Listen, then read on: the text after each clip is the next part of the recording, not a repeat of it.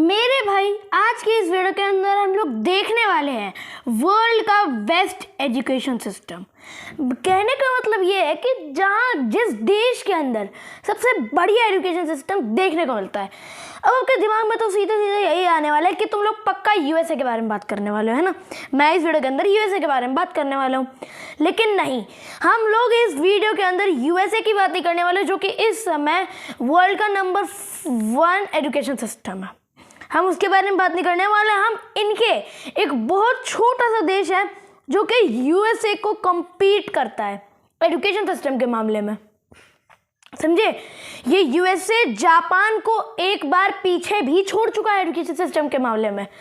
तो आइए बड़े में इसके शुरू करते हैं आज की इस केस स्टडी को ऑन फिनलैंड। जी हाँ, आज हम लोग फिनलैंड के बारे में समझने वाले हैं कि फिनलैंड कैसे ये एक एजुकेशनली मतलब एक एजुकेशन के मामले में कितने अच्छे तरीके से ये ग्रो किया है, कैसे वहाँ पर बच्चों को ऐसे पढ़ाया जाता है जिससे वो नेशनल लेवल पे परफॉर्म कर सकते हैं विदाउट डूइंग एग्जाम्स। हाँ, यही आज की वीडियो में तुमको डिटेल में बताने वाला हूँ और उससे हम लोग को क्या सीख के अपने एजुकेशन सिस्टम में क्या बदलाव लाने चाहिए वो भी मैं तुमको बताने वाला हूँ। तो चलिए मैं आज का अपनी इस वीडियो को स्टार्ट करते हैं। सबसे पहले समझते हैं कि फिनलैंड की एजुकेशन सिस्टम, ठीक, टॉपिक यही रहने वाला है हमारा, फिनलैंड का एजुकेशन सिस्टम के बारे में समझने वाले हैं। अब सबसे पहला पॉइंट क्या है? पहला पॉइंट है there is no admission in school before the age of 7 years। मतलब से ये है कि स्कूल जो फिनलैंड में है उनमें एडमिशन 7 साल के पहले की उम्र के लिए नहीं है। हाँ, जहाँ आपको यहाँ इंडिया में 4 साल या 5 साल की उम्र में स्कूल में बिठा दिया गया और आज आप 7 साल के हो तो सेकंड क्लास में बैठे हुए हो, वहाँ पर इनके स्कूल में 7 साल से पहले एडमिशन ही नहीं दिया जाता कि भाई 7 साल तक तुम लोग आराम से पहले मज़े करो, खेलो कूदो, अपनी लाइफस्टाइल को समझो, उसके बाद फिर तुम अपने जब प्रिपेयर हो जाओ स्कूल को ज्वाइन करने के लिए तब तुम स्कूल को ज्वाइन करो, ठीक। ये फिनलैंड की बहुत बढ़िया अप्रोच रही है, मैं मानता हूँ, क्योंकि भाई अगर 7 साल तक बच्चा जो है वो घर में अगर खेलेगा कूदेगा, सारी चीज़ें एनालाइज करेगा कि आसपास की सराउंडिंग कैसी है, तो फिर उसके अकॉर्डिंग जब वो 7 साल तक सारी चीज़ें समझ जाएगा, जब उसका अंडरस्टैंडिंग सही हो जाएगी, तब जब हम उसको स्कूल में बिठा लेंगे तब उसकी समझ में सारी चीज़ें आएंगी। और अगर हमारे यहाँ क्या होता है कि 5 से 4 साल की उम्र में हमको लोगों को स्कूल में बिठा दिया जाता है, ठीक, और हम लोगों को कुछ समझ में ही नहीं आता क्योंकि हम लोग इतने अंडरस्टैंडिंग हमको है ही नहीं किसी चीज़ की। तो जब तक अंडरस्टैंडिंग नहीं रहेगी, हमारा जो बेसिक चीज़ें हैं जो सेकंड या फर्स्ट के लिए हमारा बेस बनाती है, कौन सी, पीजी हमारी एलकेजी यूकेजी, ये सब अगर हमको समझ में नहीं आएंगी तो भाई ऑब्वियसली क्या ही फ़ायदा है ऐसी एजुकेशन का। यही मेन प्रॉब्लम होती है जो लोग एवरेज होते हैं, जिनको पढ़ाई में थोड़े एवरेज टाइप के होते हैं या फिर जो बिल्कुल पुअर होते हैं, उनको भी अगर फिनलैंड में बिठा दिया गया होता तो 7 साल के बाद में अगर उनको एडमिशन मिलता तो वो आज आपकी तरह टॉपर हो सकते थे। जितने भी टॉपर इस वीडियो को देख रहे हो वो आपकी तरह टॉपर हो सकते थे, समझे, क्लियर है, ठीक। तो वहाँ पर 7 साल से पहले की उम्र तक तो फिनलैंड के बच्चों को कह दिया जाता है कि अभी आप घर में बैठे पढ़ाई लिखाई करें ढंग से, सब कुछ समझ ले कि कैसी आपके आसपास की सराउंडिंग है। देन उसके बाद आप जब एकदम अच्छे तरीके से स्कूल को ज्वाइन करने के लिए हो जाएंगे तैयार, तब आपको स्कूल ज्वाइन करवाया जाएगा, ठीक। दूसरा बड़ा पॉइंट कि भाई जैसे कि आपको पता है कि जब आप अपनी क्लास पास करके आगे जाने वाले होते हैं फिर सेशन के बीच में आपके क्या होते हैं, एग्जाम्स। एक ऐसी चीज़ जो आपको बिल्कुल पसंद नहीं रहती कि एग्ज़ाम्स क्यों होते हैं, किस लिए होते हैं, ठीक। कुछ लोग तो ऐसे कहते हैं कि भाई एग्ज़ाम जिसने भी बनाया उसने बहुत गलत काम कर दिया। देखो, ऐसा भी नहीं है कि एग्ज़ाम कुछ गलत चीज़ है और ना ऐसा है कि एग्ज़ाम कोई बहुत ज़्यादा ही अच्छी चीज़ है। एग्ज़ाम बेसिकली आपके इसीलिए कंडक्ट करवाए जाते हैं क्योंकि जिससे आपका ना जितना भी अपने सेशन के अंदर पढ़ा है वो चेक कराया जाए, चेक किया जा सके। वहाँ ऐसा कुछ होता ही नहीं है। मतलब उन्होंने अपने यहाँ पर गवर्नमेंट के द्वारा इशू कराया गया एक 9 साल का क्राइटेरिया है 9 साल का उन्होंने क्राइटेरिया इशू करवाया है कि इतने साल तक बच्चों को पढ़ाया जाएगा, लेकिन उस पर कोई एग्जाम कंडक्ट नहीं कराई जाएगी। 9 साल का जो क्राइटेरिया है उस पर कोई भी एग्जाम कंडक्ट नहीं कराई जाएगी इनकी। तो जो एग्जाम्स का प्रेशर रहता है बच्चों पे वो भी इन्होंने कम कर दिया। वो चाहते हैं कि जितने भी लोग फिनलैंड के स्कूल्स में पढ़ रहे हैं उनके ऊपर कुछ खास दबाव ना आए कि इसका दबाव है, कहीं यहाँ से पढ़ रहे हैं, कहीं यहाँ से पढ़ रहे हैं, इतना होमवर्क का टेंशन, एग्जाम्स का टेंशन, एग्जाम आ रहे पूरे दिन रात पढ़े जा रहे। ठीक, तो वहाँ पर ना उनका जो 9 साल का क्राइटेरिया है उसमें वो लोग एक भी एग्जाम कंडक्ट नहीं कराते, एक भी सिंगल एग्जाम नहीं कंडक्ट कराते। और जब ये 9 साल का क्राइटेरिया हो जाता है कंप्लीट तब उनका एक एग्जाम होता है, ओनली 1 एग्जाम, वो भी नेशनल है। ठीक, नेशनल लेवल पे। और इसमें नंबर दिए जाते हैं? नहीं, इसमें भी ग्रेडिंग सिस्टम लिया जाता है। मतलब जो आपको यहाँ पर जो जैसे तरीके से आपको नंबर दिए जाते हैं वहाँ ग्रेडिंग करी जाती है। क्यों? जिससे बच्चों के अंदर जो जेलसी टाइप की होती है ना, फीलिंग, जो जेलसी है ना कि इसके नंबर ज़्यादा आ गए, इसके नंबर कम आ गए, मेरे नंबर कम आ गए, है ना, तो जेलसी टाइप जो फीलिंग आती है वो नहीं आती है फिनलैंड के इंसानों में जो फिनलैंड के स्कूल्स में पढ़ रहे हैं। तो वहाँ पर भी ग्रेडिंग सिस्टम का इस्तेमाल किया जाता है। अब एक बहुत मज़े की बात बताऊं, आपने एक इंस्टीट्यूट का नाम ज़रूर सुना होगा। ठीक है, PISA। ठीक, ऐसा करके कुछ एक नाम है, कोई एक इंस्टीट्यूट है जो ऑल ओवर वर्ल्ड में लोगों की साइंस और मैथमेटिक्स ऑल ओवर वर्ल्ड में उनका टेस्ट करता है कि कौन सा देश कितना अच्छा परफॉर्म कर रहा है। उसमें फिनलैंड ने टॉप किया है भाई, फिनलैंड ने टॉप किया है। फिनलैंड ने 2021 या 22 आई थिंक 2023 समथिंग या 2022 में इन्होंने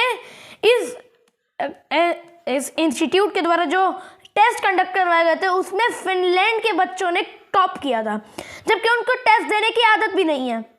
ठीक, उनको टेस्ट देने की आदत भी नहीं है तब भी। तो वहाँ से ये दर्शाता है कि जो वहाँ के लोग हैं वो बहुत ज़्यादा काम है। ठीक, क्योंकि इस पर इतना प्रेशर नहीं डाला जा रहा है, एग्जाम्स का प्रेशर नहीं डाला जा रहा। ठीक, क्लियर है? अब देखते हैं नेक्स्ट। तो अगला पॉइंट जो है ना वो है there is almost negligible homework given to students. मतलब वहाँ जो होमवर्क होता है, जैसे आपने यहाँ भी देखा है कि जो होमवर्क दिया जाता है, जो टीचर आपको होमवर्क देता है, सबसे बुरी चीज़ मुझे तो यही लगता है कि ज़्यादातर यहाँ पे जो वीडियो देख रहे हो उनमें सबसे ज़्यादा लोगों को सबसे बुरी चीज़ स्कूल की होमवर्क ही लगती है ना। तो भाई वहाँ पर इस सिचुएशन का भी उन्होंने सोल्यूशन निकाल लिया है। मतलब वो नेग्लिजिबल, ना के बराबर, ना के बराबर, हाँ ना के बराबर वो होमवर्क देते हैं वहाँ के स्टूडेंट्स को। बिल्कुल इतना सा, जैसे देखो, जैसे होमवर्क यहाँ पे आपको इतना दिया जाता है उसका ये इतना सा पार्ट देते हैं फिनलैंड वाले एक दिन का। क्योंकि ये वो भी जानते हैं और हम भी जानते हैं कि जितना कम होमवर्क रहेगा उतना कम स्ट्रेस रहेगा, और जितना कम स्ट्रेस रहेगा उतना हम काम रह सकते हैं, और जितना हम काम रहेंगे उतना ही हमारी परफॉर्मेंस डेवलप होगी। तो ये इन लोगों ने बड़ा अच्छा दिमाग लगाया है।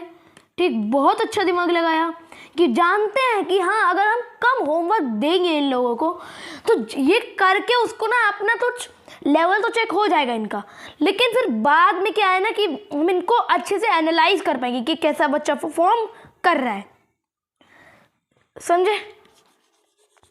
ठीक, तो ये बहुत अच्छी स्ट्रैटेजी अपना रहा है फिनलैंड।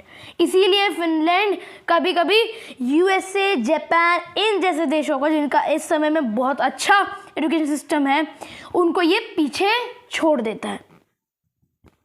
ठीक है, चलो आगे। अब बारी आती है अगले पॉइंट की। तो there is no uniforms in school. जैसे कि आप स्कूल जाते हो तो स्कूल की यूनिफॉर्म पहन के जाते हो ना। अब देखो, मुझे तो कभी कभी लगता है कि ये थोड़ा पॉइंट इन लोगों ने गलत किया है। कहने का मतलब कि भाई बच्चों को यूनिफॉर्म नहीं पहना रहे, मतलब ऐसा तो है नहीं ना कि अगर मान लो जब यूनिफॉर्म पहनाते हो तब लगता है कि हाँ बच्चे जो है वो सब एक इक्वल समान है, ठीक है। लेकिन जब कोई यूनिफॉर्म में नहीं आता है तब कोई अच्छे कपड़े पहन के आता है, कुछ थोड़े से नीचे लेवल के कपड़े पहन के आता है, कोई नॉर्मल कपड़े पहन के आता है, ठीक। तो वो क्या लगता है ना, इक्वालिटी नहीं दिखाई पड़ती। तो जब यूनिफॉर्म आप पहन के आता है तब इक्वालिटी नजर आती है कि चाहे छोटी कास्ट हो चाहे ऊपर की कास्ट हो, चाहे रिच हो चाहे पुअर हो, सबके लिए इक्वल चीज़ है, ठीक। तो ये थोड़ा सा गलत लगा, लेकिन इसका एक एडवांटेज भी है, क्या कि जो बच्चे हैं ना उनको ऐसा नहीं लगेगा कि अब यार स्कूल की यूनिफॉर्म पहननी पड़ेगी, टाइट हो गई दोबारा खरीदनी पड़ेगी, ठीक। तो उस चीज़ का टेंशन नहीं रहता। जो दिवाली पर कपड़े खरीद लिए तुमने वही तुमको दोबारा यूज़ कर लेने अपने स्कूल जाने के लिए, बस ऐसा होता है। तो वहाँ पर इनके एक्स्ट्रा पैसे भी नहीं खर्च होने दिए जाते। अगला अब इसी से रिलेटेड है भाई पैसे खर्च होने पे। All school in Finland are government school. मतलब फिनलैंड में आप अभी जितने भी स्कूल देखते हो, फिलहाल में जितने भी आपने स्कूल्स देखे हैं फिनलैंड में, वो सारे के सारे गवर्नमेंट स्कूल्स हैं। जैसे यहाँ पे जो गवर्नमेंट स्कूल्स होते हैं वहाँ पर बच्चों को फ्रीली पढ़ाया जाता है, फ्री में, ठीक। वैसे ही यहाँ पर भी बच्चों को फ्री पढ़ाया जाता है और कोई टाइप की फीस भी नहीं लगती।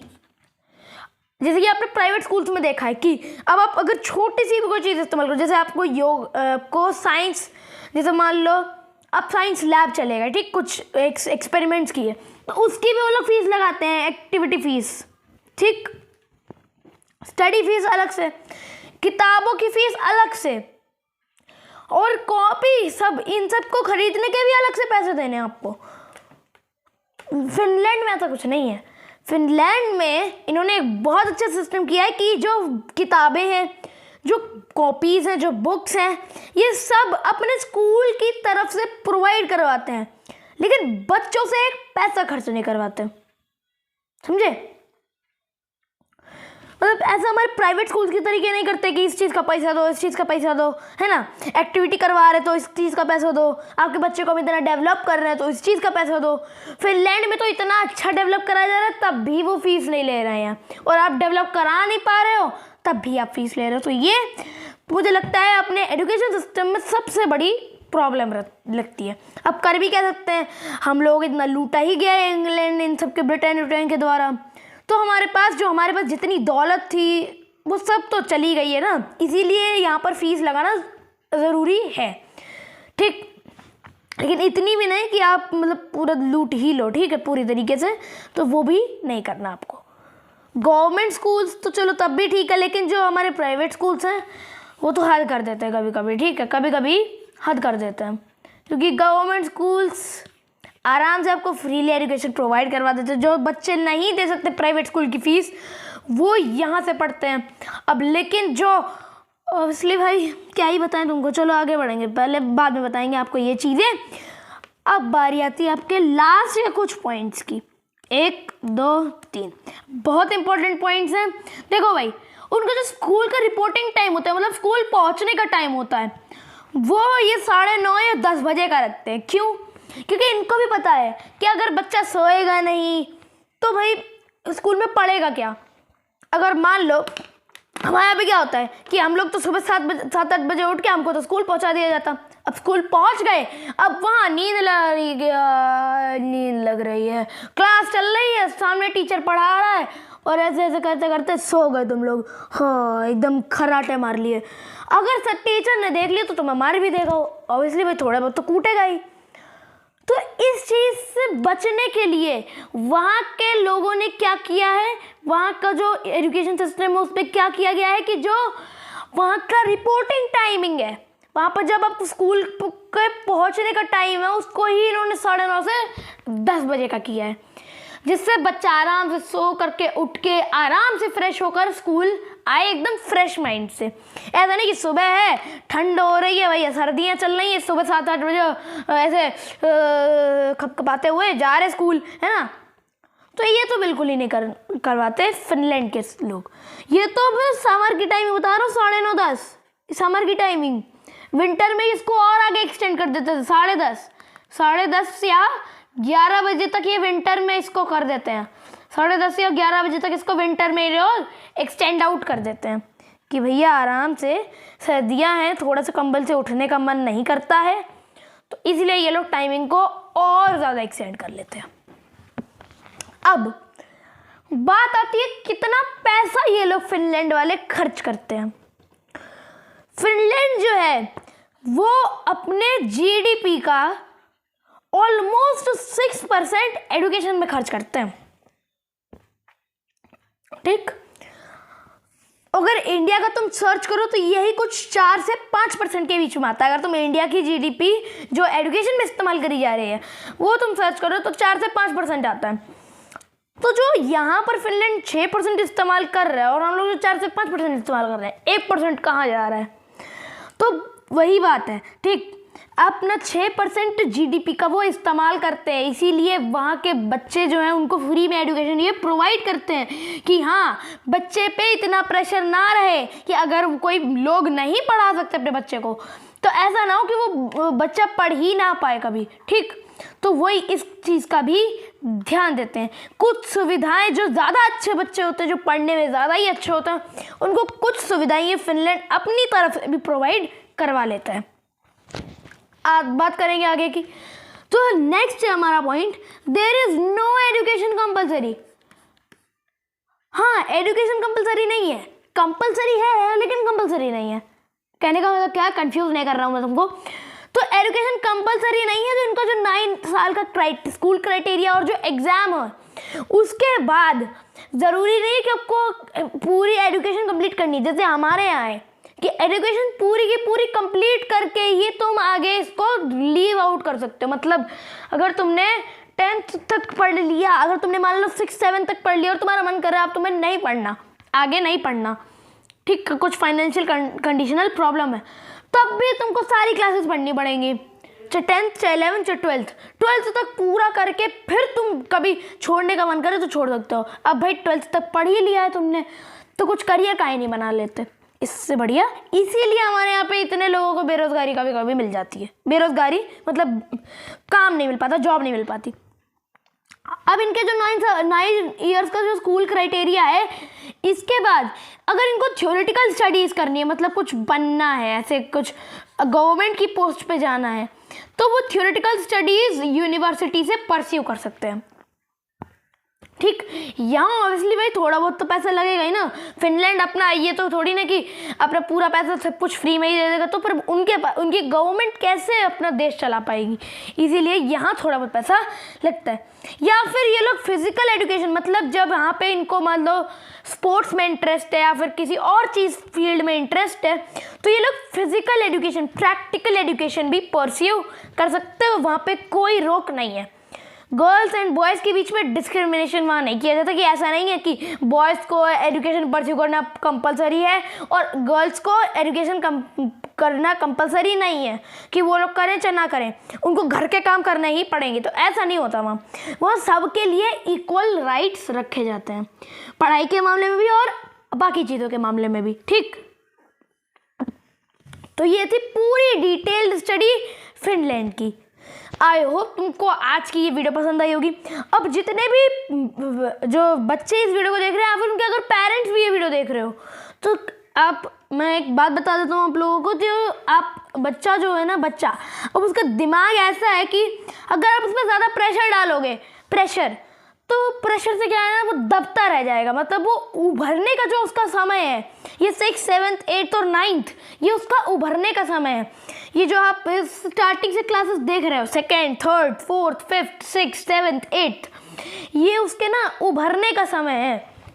मतलब ये अभी बड़ा हो रहा है, ठीक। अभी इतने छोटे से इतने से आप होकर के अभी बहुत बड़ा बन रहे हो, और धीमे धीमे जैसे ही आप यहाँ से बाहर निकलोगे, दुनिया से बाहर निकलोगे, तब आपको उड़ान भरनी है। कौन सी क्लासेस में? 10th में, 11th में और 12th में। इनमें आपको क्या भरनी है? उड़ान। और 9th क्लास में आपको अपनी नींव मजबूत करनी है। कहने का मतलब कि जो आपकी ये 6th 7th and 8th class है, ठीक, इसमें आपको उभरना है, ठीक, उभरना, ठीक। नाइन्थ क्लास में आपको अपनी नींव रखनी है। जैसे घर में नींव रखी जाती है ना, तो वो रखनी है। जैसे 6, 7, 8 में आप प्लाट खरीदोगे, ठीक, 6, 7, 8 में आप अपना प्लाट खरीदोगे, 9th क्लास में अपनी नींव रखोगे, और 10th, 11th और 12th क्लास में बिल्डिंग खड़ी करोगे, यानी कि उड़ान भरोगे, ठीक, उड़ान भरोगे। उड़ान भरनी है आपको, मतलब एक तरीके से कह सकते हो आपको बिल्डिंग खड़ी करनी है। अगर नींव मजबूत हो गई और उभर के अच्छे से नींव मजबूत कर ली तुमने, तो ये उड़ान तो आसान है फिर, ठीक, उड़ान आपकी आसान है। आप कुछ लोग ये कहते हैं 10th बहुत डिफिकल्ट है, 12th बहुत डिफिकल्ट है, बोर्ड होते हैं यहाँ पर तो बहुत स्ट्रेस होता है। तो स्ट्रेस को जो टैकल कर लेता है वही अच्छी उड़ान भर पाता है, ये मेरी बात याद रखना, ठीक। 11th क्यों रखी जाती है बीच में, और इसमें क्यों नहीं बोर्ड कराए जाते आपके? वो इसलिए नहीं कराए जाते क्योंकि अब 10th में आप ऑलरेडी बोर्ड दे चुके हो, तो 11th में जब आप आओ तब आपकी ना स्ट्रीम का पहला साल होता है, फर्स्ट ईयर। तो भाई अब इसमें अगर आपके बोर्ड करा देंगे तो क्या फ़ायदा उससे, फिर आपको कुछ समझ में नहीं आ पाएगा। इसलिए आपके फिर 12th में दोबारा बोर्ड कराए जाते हैं, 12th में, ठीक, जिससे आपका जो स्ट्रीम का सिलेक्शन है तो सेकेंड ईयर वो आपको कंप्लीट कराया जा सके और आगे आप उसके लिए पढ़ाई कर पाओ, ठीक। 6, 7, 8 में आपको उभरना है, 9th में नींव रखनी है, और 10th, 11th, 12th में उड़ान भरनी है। समझ गए? आई होप तुमको सारी बातें क्लियर हैं। क्या किसी बैच की बात नहीं कर रहा है कि 9th का नींव है, ये सब इनकी बात नहीं कर रहा मैं। ये मैं आपको बता रहा हूँ कि 6, 7, 8 में आपको उभरना है, 9th में नींव रखनी है अपनी, और 10वीं, 11वीं और 12वीं में उड़ान भरनी है। समझे? उड़ान भी क्यों, बिल्डिंग कह लो भाई, बिल्डिंग खड़ी करनी है, ठीक। आपको फिर बिल्डिंग खड़ी करनी है 10th, 11th और 12th में, और फिर बाकी जब समय आपका रहेगा, जितने में आपको बाकी एग्जामिनेशंस की आप तैयारी करोगे, तब उसमें आपको रह करके उसको और ऊंचा करना है। समझे? ये आपको याद रखना है। इसी के साथ आशा करता हूँ आज को आपकी ये वीडियो पसंद आई होगी। किसी प्रकार का डाउट है तो feel free to ask me in the comment section. इसी तरीके से आपको मेरे चैनल के ऊपर और भी अमेजिंग सी वीडियोस मिल जाएंगी, पढ़ाई से रिलेटेड, केस स्टडी से रिलेटेड, ठीक। आप जाकर के उन्हें बहुत आसानी से एक्सेस कर सकते हो, पढ़ सकते हो, समझ सकते हो। घर बैठे आप इंग्लिश सीख सकते हो, क्योंकि इंग्लिश का तो मैंने आपके लिए ऑलरेडी कोर्स बना रखा है और बहुत सी वीडियोस मैंने उसके अपलोड भी कर दी है। नहीं देखी है भाई, देख लेना, ठीक है। उसमें मैंने आपको बहुत important topics already cover up करवा दिए। अभी एक इंपॉर्टेंट टॉपिक हमारा चल रहा था वॉइस, जल्द से जल्द कोशिश करेंगे दोबारा से अपने इंग्लिश ग्रामर कोर्स को कंटिन्यू किया जाए। तो इसी के साथ मिलूंगा मैं जल्दी आपसे अपने अगली वीडियो में, तब तक के लिए stay curious. Thanks for watching.